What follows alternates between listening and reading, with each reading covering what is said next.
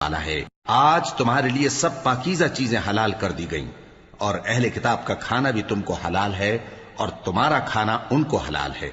اور پاک دامن مومن عورتیں اور پاک دامن اہل کتاب عورتیں بھی حلال ہیں، جبکہ ان کا مہر انہیں دے دو، اور نکاح سے عفت قائم رکھنی مقصود ہو، نہ کہ کھلی بدکاری کرنی اور نہ چھپی دوستی کرنی۔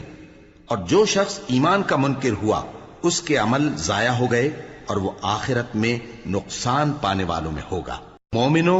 جب تم نماز پڑھنے کا قصد کیا کرو تو اپنے منہ اور کوہنیوں تک ہاتھ دھو لیا کرو، اور سر کا مسح کر لیا کرو، اور ٹخنوں تک پاؤں دھو لیا کرو،